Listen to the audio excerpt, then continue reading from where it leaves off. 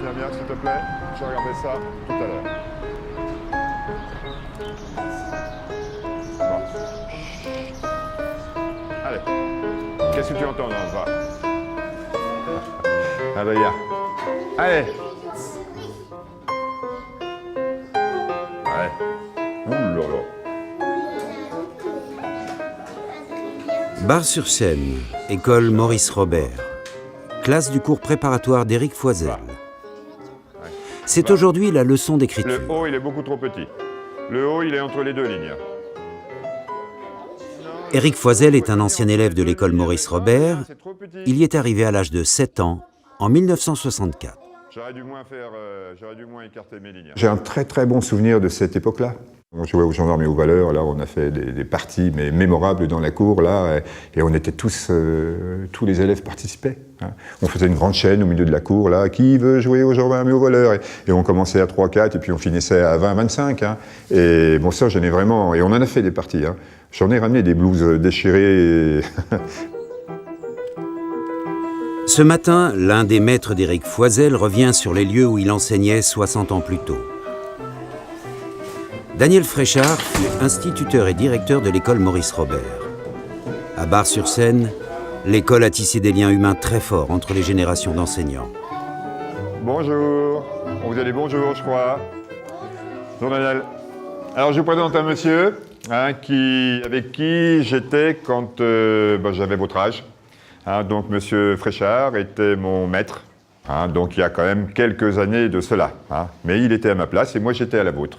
Alors à l'époque, dans la classe, on était beaucoup plus nombreux. Hein. On était 31. 31 ? Aïe, aïe, aïe. On était le double, pratiquement.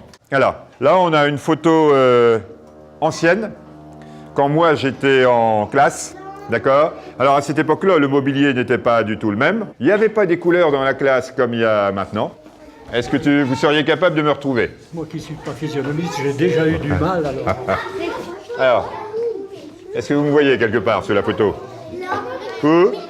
Bah, qui c'est ça ? Le monsieur qui est là au fond, c'était monsieur Fréchard, mon maître d'école à l'époque. Alors moi je vais vous montrer où j'étais. Hein, j'étais ici là. Le garçon avec la grande tête qui dépasse, là c'était moi, avec les cheveux courts là. D'accord ? Juste devant monsieur Fréchard. Pour moi, c'est la classe, je pense, avec le plus grand nombre d'élèves que j'ai eu. Elle date de 65, donc pas quand je suis arrivé, 3 ans après, mais j'ai bien compté 35 garçons.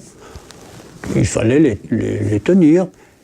Et je disais, si vous ne vous calmez pas, eh bien les jeux, la petite partie de foot après ou ça, eh bien, elle sera suspendue. Mais en général, ça portait ses fruits. Ouais, voilà. Je me souviens davantage des bons élèves, et je ne dis pas des cancres, mais des moins bons élèves, effectivement, ceux qui m'ont perturbé un petit peu plus, parce que c'était plus difficile de travailler avec eux. Alors, je m'en souviens beaucoup aussi de cela. Ouais. Bar-sur-Seine se trouve à une 50aine de kilomètres de Troyes, entre Dijon et Reims. C'est la patrie de cœur des frères Goncourt. La ville compte 3000 habitants, les Barsécanais et les Barsécanaises, comme on les appelle. Nous sommes dans le sud de la Champagne, aux portes de la Bourgogne. Autour de Bar-sur-Seine s'étend l'immense forêt d'Orient, l'ancien domaine des Templiers, et puis la terre des vignobles de Champagne dont les vignes couvrent les côtes en rangs serrés. Bar-sur-Seine au début des années 60. L'homme qui filme cette scène est un cinéaste amateur, Michel Rollandez. Ces films sont la mémoire de la ville. Des heures d'archives accumulées pendant plus de 30 ans. Des bobines Super 8 qui font de Bar-sur-Seine un cas unique.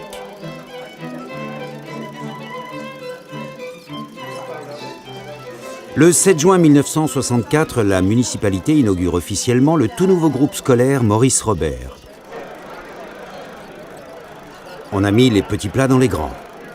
Discours du maire, des adjoints, des autorités de l'Académie de Dijon et du directeur de l'école. Une école radicalement différente de celle d'aujourd'hui.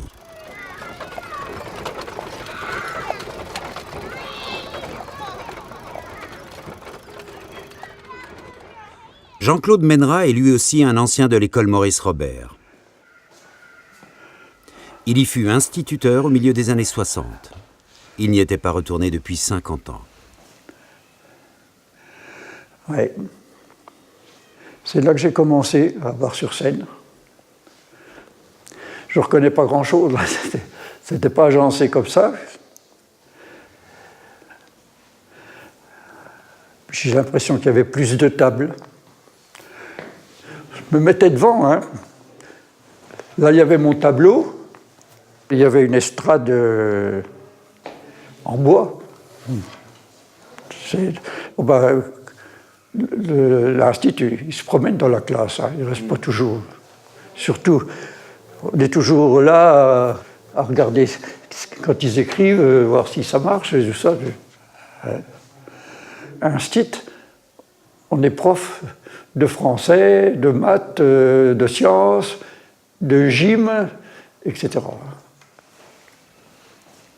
C'était vraiment les maîtres dans l'excellence. Hein. J'avais beaucoup de respect, même encore pour eux, avec M. Menera, M. Fréchard. C'était les gens qui dirigeaient la classe, qu'on n'interpellait pas comme ça, comme nous on peut être interpellés maintenant. Il y avait un respect par rapport à ces gens-là. C'était vraiment le maître, c'était le maître de l'école.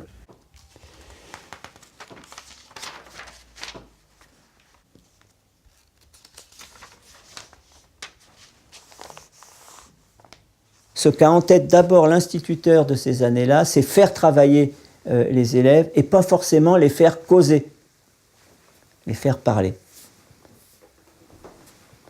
Du coup, la discipline prend un tout autre sens.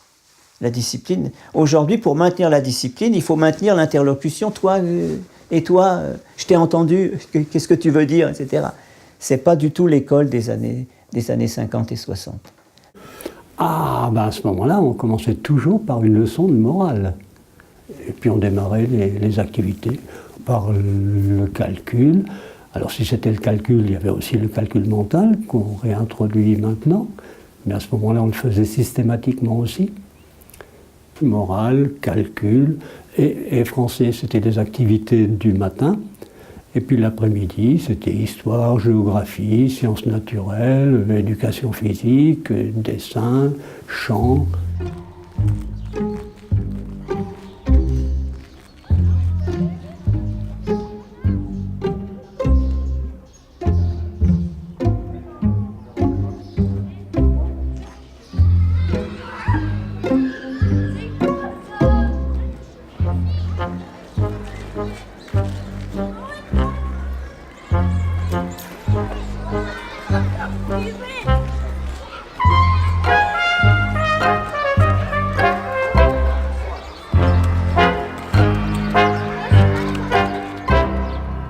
J'ai eu tout de suite un cours moyen de première année. Et j'y suis resté longtemps parce que j'aimais bien l'âge des élèves à ce moment-là. Et puis le cours préparatoire, c'est une classe difficile. Donc pour débuter, je préférais un CM1 à un cours préparatoire. C'est vraiment la classe la plus difficile, hein, de toute la scolarité. Oui, parce qu'un élève qui marche bien en cours préparatoire, il marche bien tout le temps.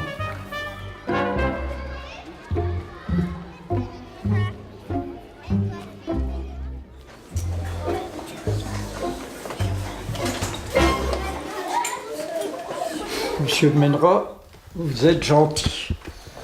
Ma moyenne est meilleure au CM2 qu'au CM1. Je vous aime bien. Vos pichenettes nous manquent à tous. C'est quoi la pichenette? La pichenette, c'est un petit coup comme ça sur l'oreille. En faisant la dictée, par exemple, ça veut dire que tu as fait une faute. Fais attention.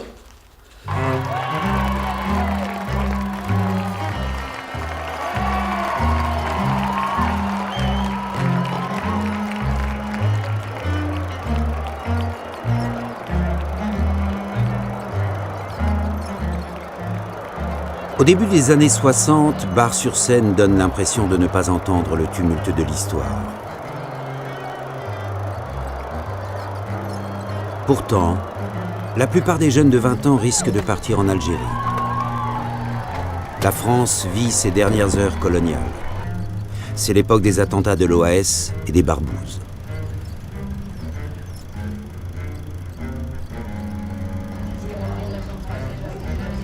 Le général de Gaulle est revenu au pouvoir en 1958. Le président est désormais élu au suffrage universel. La voiture qui fait rêver, c'est la DS, la plus belle et la plus moderne des Citroën.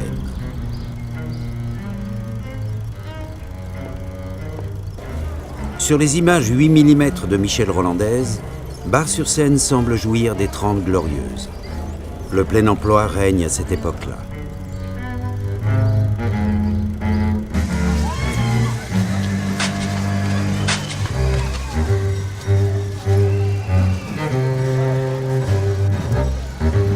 Au tournant des années 60, on est encore très catholique. Les communions solennelles marquent la vie de bien des enfants. C'est une société en bon ordre, dans la vie, comme dans les classes de Jean-Claude et Daniel.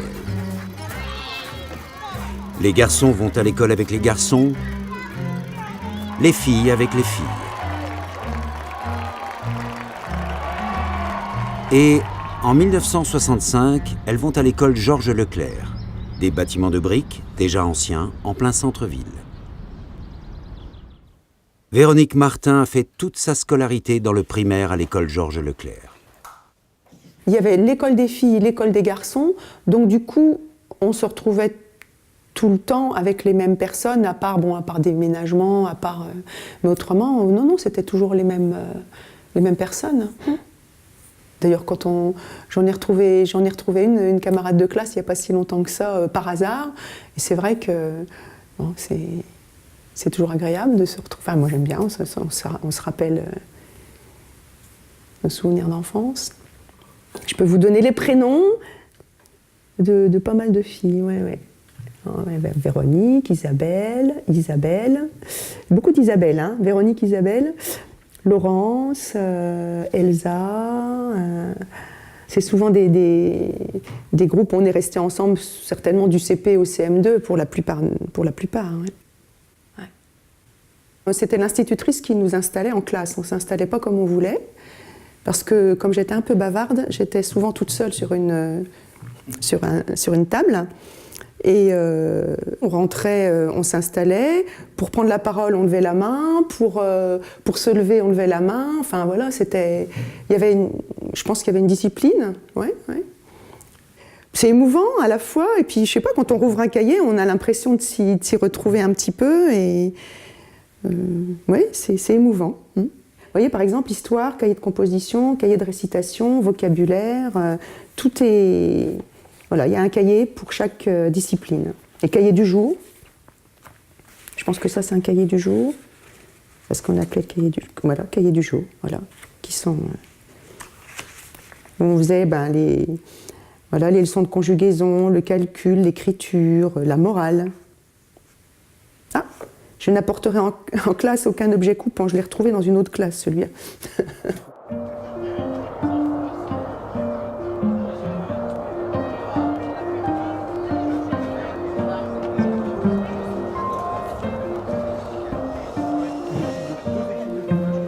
Le vendredi, c'est jour de marché sur la grande place de Bar-sur-Seine. La plupart des Barsécanaises et des Barsécanais qui déambulent entre les étals ont connu l'école des années 60 et 70.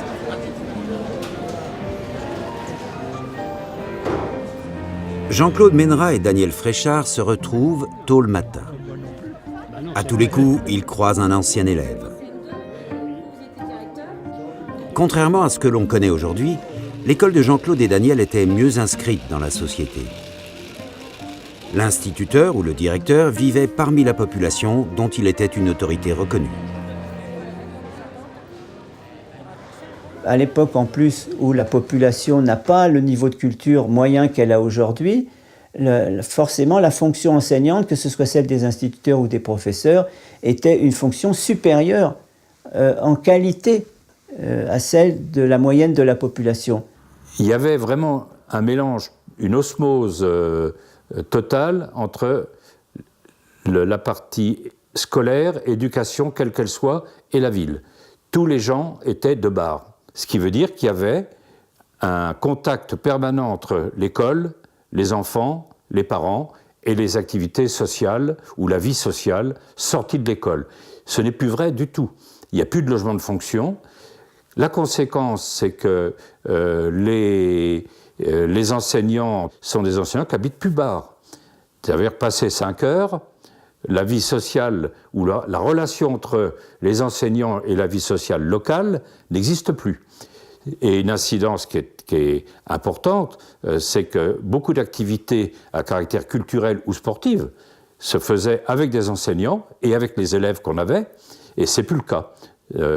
Quand j'ai débuté dans ces années-là, 66-67, j'ai fait du théâtre avec des élèves que j'avais en classe, qui me faisaient d'ailleurs répéter mes parties en cours de récré ou dans les pauses. 50 ans après, les élèves se souviennent des textes qu'on faisait il y a 50 ans. C'est plus tout à fait vrai maintenant. C'est même plus vrai du tout maintenant. Bonjour Monique. Comme quoi? Comment va? Comment on se retrouve? Celle qui m'a accueilli à Bar-sur-Seine. Voilà, ça je m'en rappelle encore. Sur le marché vers 11h, Jean-Claude et Daniel croisent Monique Caro, institutrice à Bar-sur-Seine pendant plus de 30 ans. Elle était à l'école des filles Georges Leclerc et a enseigné à des générations de Barsécanaises. Monique ne rate jamais un marché, une occasion pour elle de retrouver ses anciennes élèves. C'était une super maîtresse. Tiens, tu vois. Elle était adorable. Elle a eu mon fils après. Voilà, tiens, vous voyez, comme quoi les générations, hein, voilà. Non seulement vous avez eu ma fille, mais vous avez eu mon mari aussi. Voilà, j'ai eu les deux, la fille et le mari. Voilà, bah ma foi, voilà. Ça, c'est des vieilles personnes qu'on connaît, on a eu leurs enfants, leurs petits-enfants à l'école. On avait les blouses. Voilà. Et on nettoyait nos tables à la fin de l'année. Voilà, on cirait, voilà. On cirait avec les encriers. Je me souviendrai. Voilà. Tu te rappelles du préfabriqué? Oui, c'était le vôtre. Voilà. C'était le vôtre. Moi, j'étais presque toute ma vie dans un préfabriqué, alors voilà. Vous voulez que je vous aide? Véronique est aujourd'hui infirmière à son compte. Elle a quitté Bar-sur-Seine au début des années 90. Elle y revient rarement, mais aujourd'hui, une surprise l'attend. Une dame qu'elle a bien connue, son ancienne institutrice, Monique Caro. Elles ne se sont pas vues depuis 1967. C'est toujours émouvant, surtout de la voir aussi bien. Ça me fait vraiment un grand plaisir. Le dynamisme est toujours le même. Voilà. Je pense que j'étais un peu bavarde, non? Oh, c'est pas grave, ça. On s'en refait, c'est pas... Oui. Et finalement, quand on regarde les cahiers de votre classe, j'écris super bien. Ils sont très soignés. Et alors que l'année précédente, c'était quand même encore assez brouillon. Donc finalement, la sévérité... voilà, j'ai transmis mon écriture parce que j'adore écrire aussi. Vous avez toujours... La même écriture. Et j'écris tous les jours. Je remplis mon agenda. C'est vrai? Ah oui, tous les jours à la plume. À la plume? À la plume, toujours. Bon, c'est gentil d'être venu. Ça m'a fait plaisir de vous revoir. Allez, voilà. On écrivait beaucoup, toutes les leçons étaient écrites à la main. Les sujets de problèmes, tout était écrit à la main. Là, voilà, j'avais dû pas suffisamment bien soigner ma page, ça avait été arraché. Voilà, la maîtresse mettait la règle le long de la feuille et il fallait recommencer. Il fallait que ce soit bien écrit et soigné. Le bon camarade cherche toujours à faire plaisir ou à rendre service. Donc ça, c'est une petite appréciation, comme quoi j'ai besoin d'être surveillée parce que j'apprends pas suffisamment régulièrement mes leçons. Voilà. Donc les petites observations qui sont à la fois sur mon manque de régularité, mais en même temps le côté assez positif. Ça, c'est Madame Caro. Oui. La signature, on la reconnaît. faire signer par les parents. Voilà. Tout ce que vous verrez vous parlera et tout vous intéressera. Et c'est en rapport avec la nature, avec ce qu'on rencontre, en voulant dire qu'on ne sait jamais tout. Il faut toujours regarder autour de soi, trouver des nouveautés. Et tous les jours, on découvre quelque chose. Voilà. Il faut quand même avoir un peu la vocation. Hein. Bon, parce que des enfants, il faut savoir les prendre, il faut les écouter, il faut les supporter aussi. Hein. Ça ne se fait pas comme ça du jour au lendemain. Ça se fait pas. Hein. Parce que des fois, il y en a qui croient, et puis au bout de 15 jours, ils baissent les bras. Hein. Non, je voulais à tout prix être institutrice, c'est tout. J'aimais bien les enfants, j'aimais bien écrire, j'aimais bien m'expliquer, et puis essayer de comprendre en plus. On s'adapte aux enfants, on apprend tous les jours. Hein.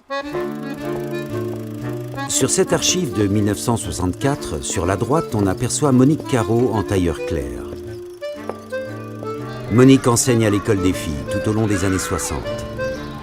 Cette époque où la femme obéit à son mari, où elle ne dispose du droit de vote que depuis une quinzaine d'années, guère plus.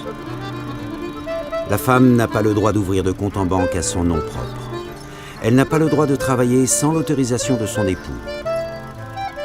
Pas de contraception, pas de droit à l'avortement.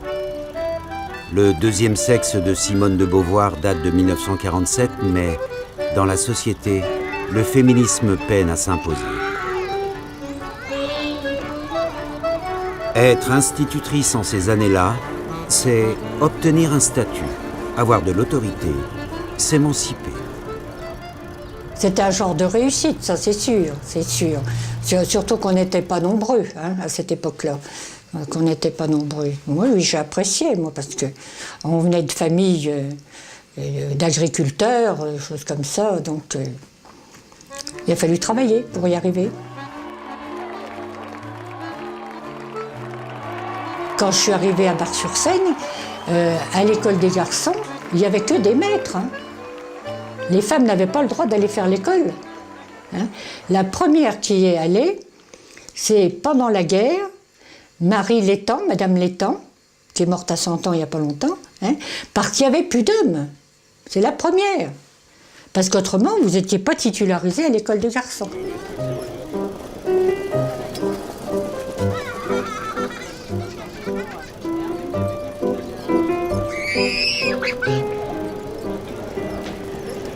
L'école dans laquelle Monique Caro fait ses débuts n'a guère changé depuis des décennies. Pour comprendre ce que fut cette école, il faut remonter à presque un siècle en arrière. Si de nos jours, chaque ministre de l'Éducation nationale porte sa réforme, avant les années 60, c'est un peu l'immobilisme qui règne. Le système mis en place par les républicains de 1880 et Jules Ferry à leur tête, c'est un système qui permet l'accès de tous les enfants à l'instruction, mais qui maintient l'ancienne séparation, la très ancienne séparation entre un enseignement du peuple et un enseignement des élites. Dans les années 50, l'enseignement du peuple, c'est le primaire. Il est totalement séparé du secondaire. Les élèves restent dans l'ordre primaire du début à la fin de leur scolarité. Les meilleurs d'entre eux passeront le certificat d'études, puis suivront des cours primaires supérieurs qui leur permettront d'atteindre le brevet.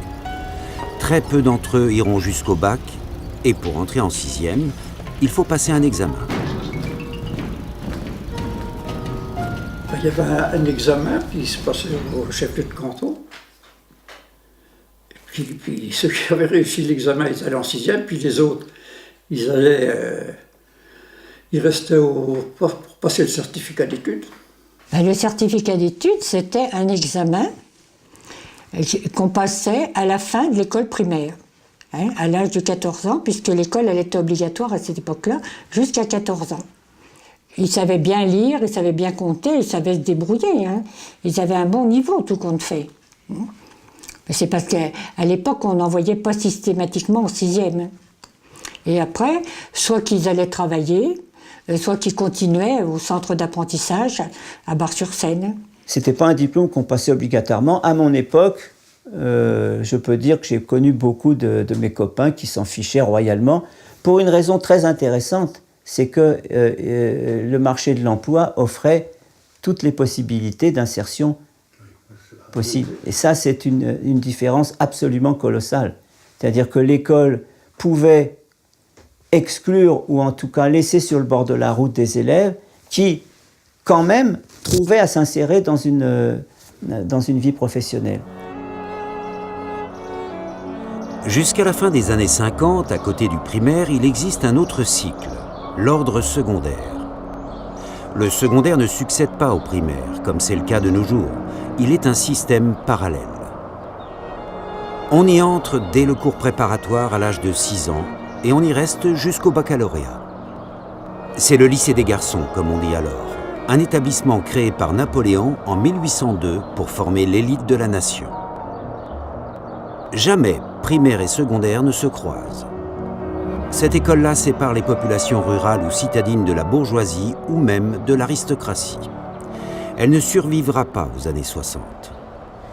C'est en effet à partir de la réforme Berthoin de 1959 qu'il est décidé que la scolarité durera obligatoirement pour les enfants, pour tous les enfants jusqu'à 16 ans, et que du même coup, on crée un nouvel établissement destiné à accueillir ces enfants qui ne resteront plus dans le primaire, qui vont donc accéder à l'enseignement secondaire. Ce nouvel établissement, c'est le collège. À Troyes, au musée de l'éducation, on a conservé tout ce qui faisait l'enseignement de la première moitié du XXe siècle. Cet enseignement d'avant la réforme Berthoin. Le mobilier, les objets du quotidien, les images qui ont fasciné les enfants. Rémi Hutt est enseignant à la retraite. Avec un groupe de bénévoles comme lui, il collecte tout ce qui a fait la classe de nos aïeux. Ce sont les documents classiques qui accompagnent la vie scolaire des années 30, 40 ou 50. Hein. Bon, par exemple, voilà un cahier des années 60, certificat d'études primaires, écriture à l'encre violette et à la plume, nombreux dessins. Ça, c'était la bouteille d'encre. Parce qu'il fallait, tous les 2-3 jours, il fallait remettre de l'encre dans les encriers. L'encre était fabriquée par le maître, hein, c'était une poudre qu'on mettait avec de l'eau, tout simplement. L'écriture à la plume, ça demande déjà une rigueur technique, parce que, contrairement au stylo bille ou toutes les formes de stylo qu'on connaît aujourd'hui, on ne peut arriver à écrire convenablement avec une plume qu'en la tenant tout à fait correctement. Elle n'écrit pas dans tous les sens. Elle demande un geste technique particulier hein, dans la façon de tenir cette plume et dans l'angle par rapport à la feuille sur laquelle on écrit. Hein. D'où l'intérêt de ces pupitres inclinés hein, qu'on voit partout, parce que c'est ce qui favorise le bon angle entre la plume et le papier. Les outils du maître et des élèves, c'était aussi les manuels, comme celui-ci. Leçon de choses, hein, c'est comme ça qu'on appelait cet enseignement de nature scientifique. Voilà, là on est dans quelque chose, années 50-60. C'est l'entrée de la couleur, on est encore dans le dessin. La génération d'après, ce sera la photographie.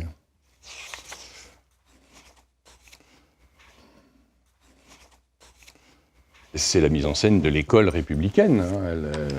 Ses fonctions étaient claires. Hein. On apprenait à lire, à écrire et à compter, mais on formait aussi de futurs citoyens.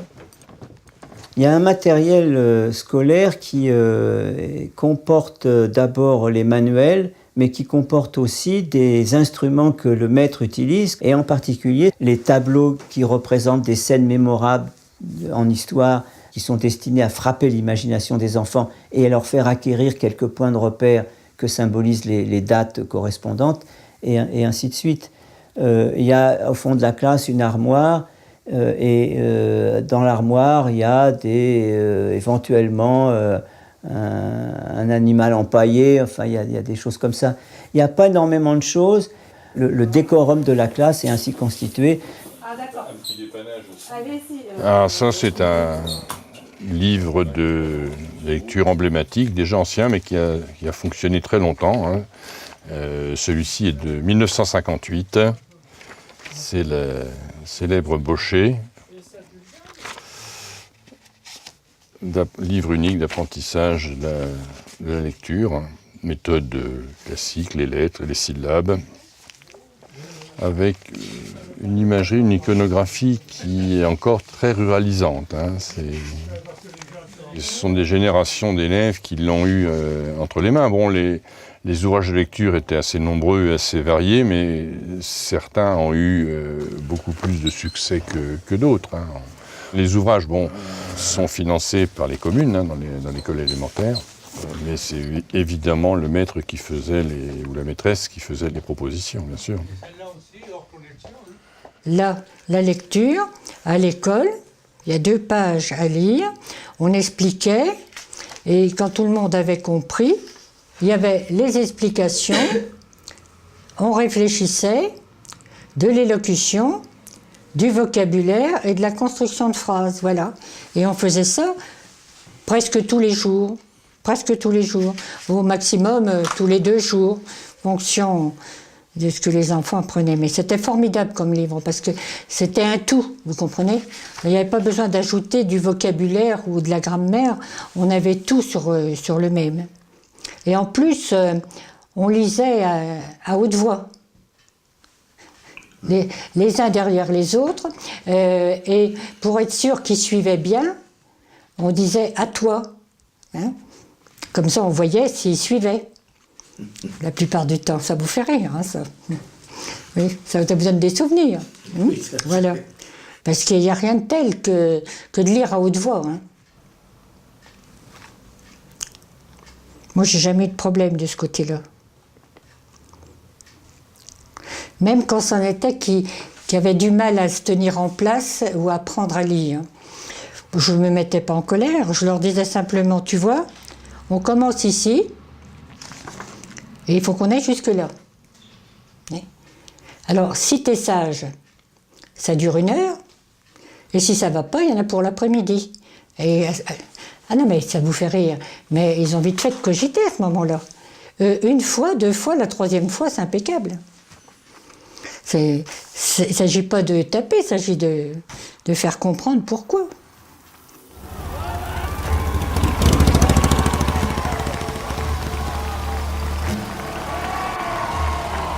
Juin 1963, Bar-sur-Seine est pavoisée aux couleurs de la République. Une petite ville reçoit un grand homme, le général de Gaulle. Dans cette région marquée par les destructions et les martyrs de la Seconde Guerre mondiale, la visite de l'homme du 18 juin revêt une valeur symbolique très forte.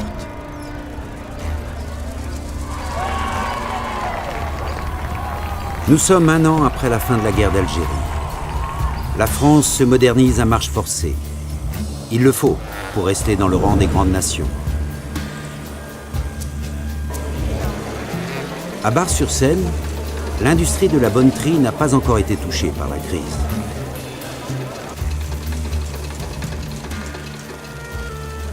En 1963, la population de la France s'est accrue considérablement. Au lendemain de la guerre, un pic de natalité sans précédent, le baby-boom, bouleverse les données démographiques. L'accroissement des naissances va se prolonger jusqu'en 1975. La société française, et singulièrement l'éducation nationale, n'a pas prévu ce phénomène. Dans les premières années de la présidence de Gaulle, on improvise, on construit des écoles en préfabriqué.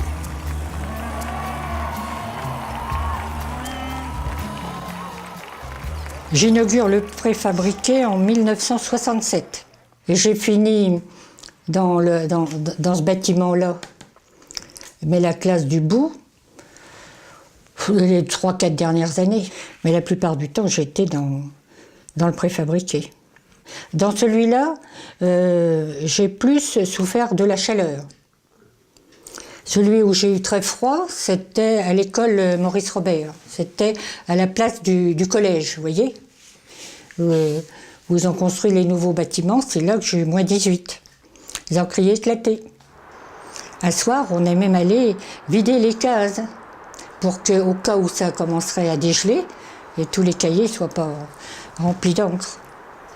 Il y a eu des gros froids, il y a eu des années très froides. Alors, les préfabriqués étaient chauffés par des poêles.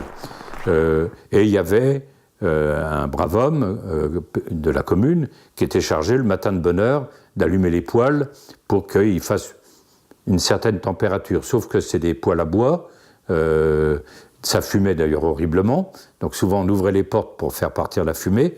C'était pas isolé, hein, c'est vraiment un parquet monté sur des parpaings au-dessus du sol, pas d'isolation, rien. Là-dedans, on se caillait, c'était épouvantable.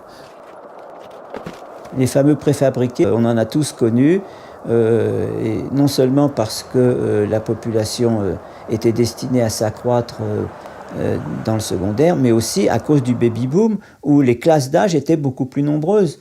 Donc dans ma modeste école ancienne du 18e arrondissement, il y avait aussi au fond de la cour un préfabriqué qui était comme par hasard réservé aux petites classes, aux cours préparatoires et donc aux institutrices.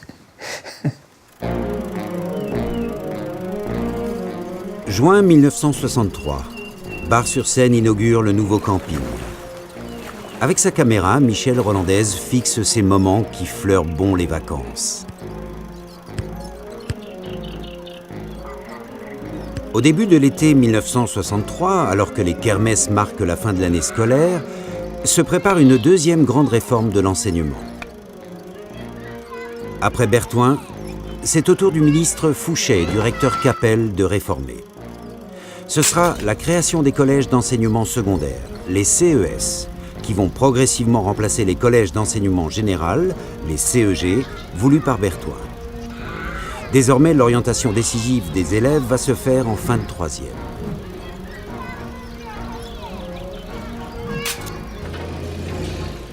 À Bar-sur-Seine, les pelles mécaniques entrent en jeu. Il faut construire un nouveau CES pour faire face à l'afflux d'élèves nés du baby-boom et aux réformes de l'enseignement. À partir du moment où l'Éducation nationale envoie tous les enfants français dans l'enseignement secondaire et crée des établissements propres à les recevoir, qui s'appellent les CEG, puis les CES, il faut construire ces bâtiments qui n'existent pas. Et donc, on a construit à un rythme effréné. Donc, à la fois, l'État a consacré, l'État gaulliste et puis giscardien, a consacré un effort financier colossal puisque la population française passe de plus en plus de temps à l'école et l'allongement du temps moyen de la scolarité est considérable, notamment grâce à la création de ces collèges. Fin de la guerre d'Algérie, c'est 62. L'arrivée des pieds noirs et des populations maghrébines, c'est 62-63. C'est l'époque où ici, on est passé à 1000 habitants de plus. Alors, il a fallu les scolariser, ce qui fait qu'effectivement, on est passé... Si je prends le cas du collège, quand je suis rentré dans le collège, c'était un collège 300 élèves. Jusqu'aux années 80, ça a monté en puissance et on est arrivé à plus de 1000 élèves en collège, à Bar. Donc maintenant, on est sur un immeuble de 3 étages qui a encore été rénové. Donc ça a été construit à ce moment-là. La maternelle a été construite à ce moment-là, de 65-66. L'école Maurice Robert a été construite à ce moment-là aussi. Reste l'école Georges Leclerc, qui a un statut un peu plus ancien. C'est vraiment une école Jules Ferry, celle-là. Mais toutes les autres, c'est des écoles construites entre les années 60 et globalement 70. Donc il y a eu vraiment des grosses évolutions sur 10 ans. Mai 68. Le grand vent de liberté et de révolte qui souffle un peu partout dans les métropoles de l'Hexagone ne semble pas passer devant la caméra de Michel Rolandaise. Sur les pellicules Super 8, pas de manifestation, pas d'assemblée générale, pas de grève, pas de barricade. Et pour cause, il n'y a rien de tout cela à Bar-sur-Seine. On passe d'une foire aux bestiaux en mars à une représentation de La Belle au bois dormant au mois de juin. Pourtant, des changements s'opèrent. Dans les écoles, rien ne sera plus vraiment pareil.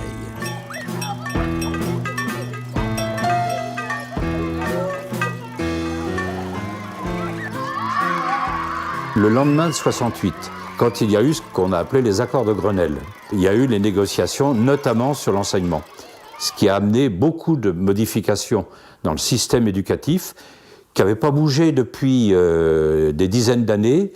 Et en tant qu'enseignant, on s'est mis à rêver sur enfin l'évolution. Et ça s'est traduit tout de suite d'ailleurs par exemple l'instauration de conseils d'administration dans les collèges, qu'on ne connaissait pas avant. C'est-à-dire on s'est dit, bon, on est délégué d'enseignants ou délégué de parents, ou parfois les deux, donc on va nous écouter, on va dire ce qu'on veut, on va donner notre avis.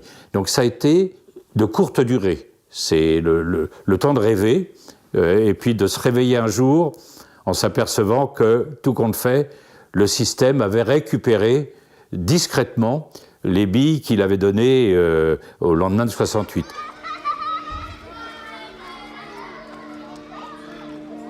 Après 68, on a quand même gardé une liberté d'enseignement beaucoup plus grande. On était Oui, ça c'est resté, si vous voulez, même si au niveau des programmes c'était mieux encadré et des méthodes, mais on avait quand même une liberté plus grande. Et ça, on l'a beaucoup apprécié. Je pense que l'école d'avant 68, pour le dire clairement, c'est encore une école où les élèves prennent des baffes, se font tirer les oreilles, se font tirer les cheveux, prennent des coups de règle sur les doigts. Aujourd'hui, le prof qui fait ça, il se fait massacrer. C'était spécial parce que le deuxième jour, là, en mai 68, ma fille, qui avait 6 ans, a fait une crise d'appendicite. Il a fallu l'emmener en urgence à Troyes. On a été bloqués un petit peu dans les manifestations. Ça s'est mal passé, il l'a opéré tout de suite, il a fallu recommencer. Et quand je suis rentrée à l'école, il y avait un mot de l'inspecteur à ne pas renouveler, en ayant l'air de dire vous avez manqué une journée. Alors, du coup, de colère, j'ai fait grève. Voilà comment ça s'est passé, mai 68.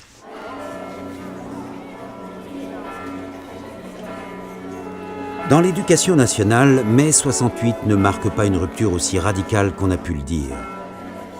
En fait, depuis 1967, la contraception est légalisée en France.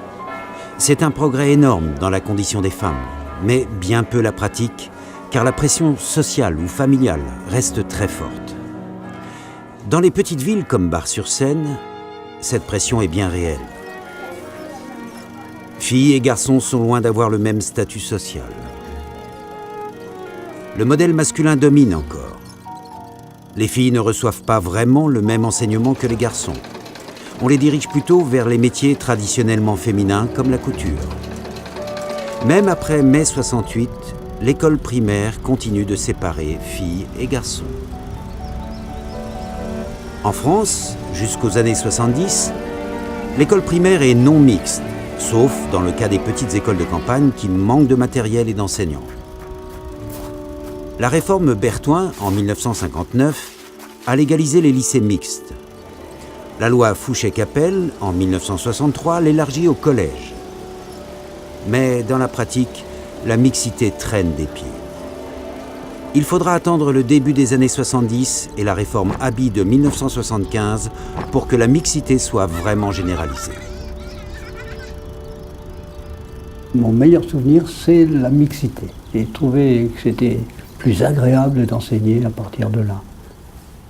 Oui, c'était plus tranquille. Et les garçons, comme les filles étaient plus studieuses, les garçons se prenaient au jeu, à la compétition. Ils ne voulaient pas rester en retard. Ça les stimulait aussi. Et j'ai bien aimé. Ça changeait beaucoup de choses, même si dans les classes, la séparation très nette se reproduisait.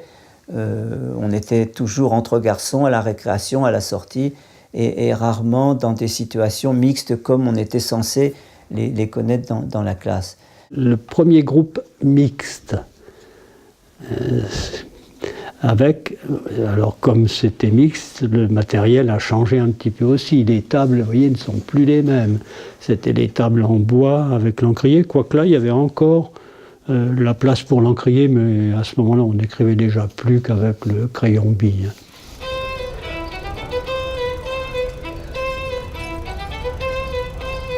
À la fin des années 60, le sport demeure le parent pauvre de l'enseignement. Si on a bien compris son importance pédagogique, on manque pourtant d'installations et de matériel. Dans la plupart des écoles, on enseigne des mouvements de gym sur le goudron de la cour de récréation. Rien de plus. On jouait au ballon, on faisait du ballon prisonnier, des choses comme ça à l'époque.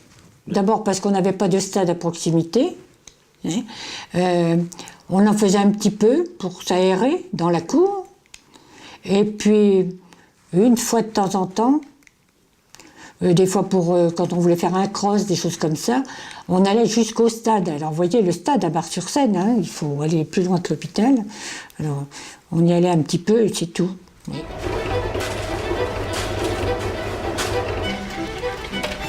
En 1969, le premier gymnase de Bar-sur-Seine est inauguré après un terrain de tennis. La caméra de Michel Rolandaise est au rendez-vous de l'événement.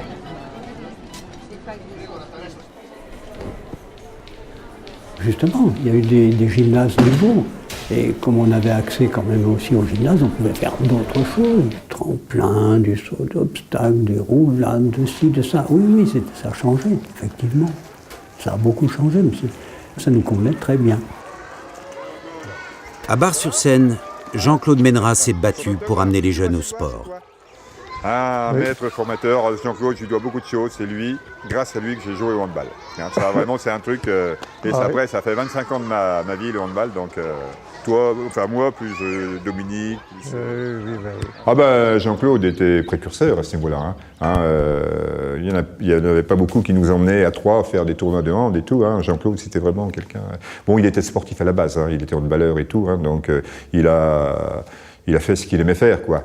Mais c'est vrai qu'il nous a permis, après, il nous a lancé sur certaines voies, quoi. C'était bien, ça, c'est bien. Impossible de raconter l'histoire de Bar-sur-Seine sans parler du champagne. Chaque année, les fêtes qui accompagnent les vendanges sont de grands moments. En 1972, suivant la tradition, les chars et les groupes folkloriques investissent les rues. Dans quelques jours, ce sera la rentrée des classes. Une rentrée dans une école qui a changé. Fini les classements, les remises de prix, l'examen pour entrer en 6e. La pédagogie change. Les enseignants sont perplexes. On parle désormais de maths modernes et de méthodes de lecture globale. En maths, par exemple, à partir de 69, on nous a dit « il faudrait faire ce qu'on appelle les maths modernes ». Mais c'était encore plus abstrait que les autres. Alors les bons élèves arrivaient à suivre, mais les mauvais élèves étaient encore plus perdus. Alors je dois vous avouer qu'on n'a pas insisté beaucoup, parce que nous-mêmes, on n'était pas formés. En plus, on faisait des réunions le soir avec des profs du collège pour essayer de se former un petit peu, mais c'était pas suffisant pour enseigner à ce moment-là les maths modernes. Donc, et puis très vite, on nous a dit reprenez vos habitudes.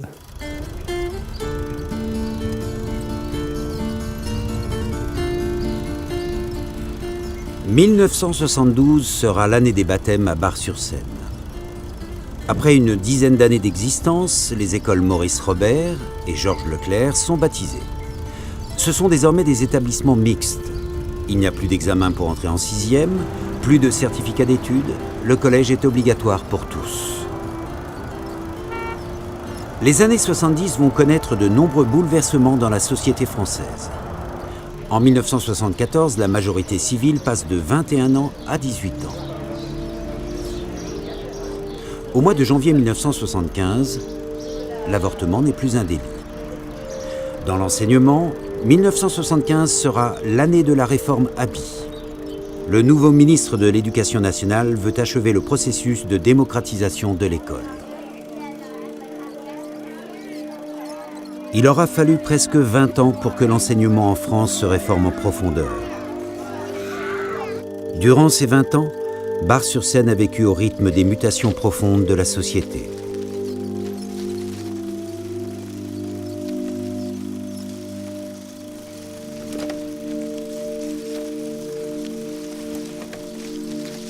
Daniel, Monique et Jean-Claude ont pris leur retraite dans les années 90.